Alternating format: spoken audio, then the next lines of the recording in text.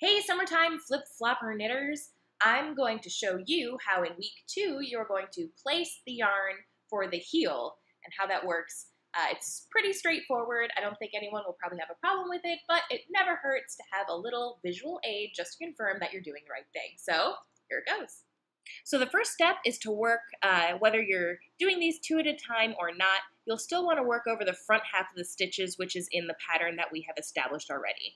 Once you've done that, which I have already done here, then you'll be on the back side where it's just stockinette.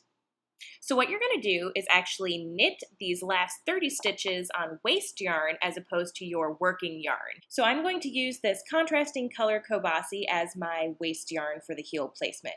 Okay, so I've got my waste yarn ready to be joined to these stitches, and I'm going to knit these first 30 stitches on the waste yarn instead of the working yarn. This process will be the same whether you're doing magic loop, 2 circular needles, or double pointed needles because it is the back 30 stitches.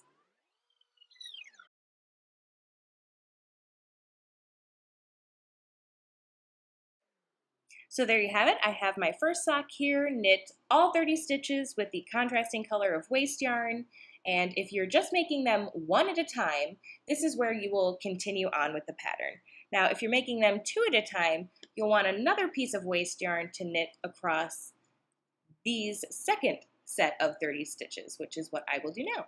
So instead of knitting on the working yarn, we're going to be knitting with the waste yarn.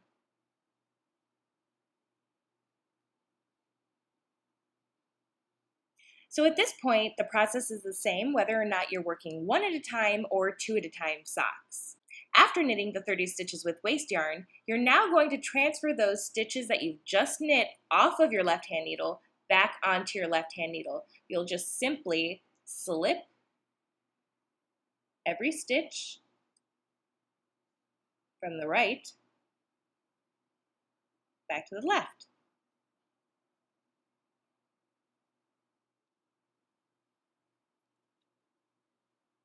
Your end stitches here are bound to be loose, but don't panic. If they're a little loose, just tug on the yarn and it'll snug right up. So if you're doing 1 at a time socks, you'll only have to do that 1 time, but if you're doing 2 at a time socks, you'll have to also slip all the stitches from your first sock back onto the left-hand needle as well. Once you've slipped all your stitches back into knitting position, you'll find that they're right back by the working yarn and ready to be knit over all over again.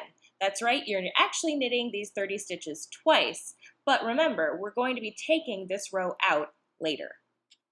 After you've knit over your waste yarn, you'll see that there's just that one row in a different color, and even if you use your original contrasting color that you did on your ribbing, that's totally fine, just as long as you can easily identify it later, because that will be quite important. So even if you have to use another fingering weight yarn in your stash, as long as it's a different color, that's really the most important part here.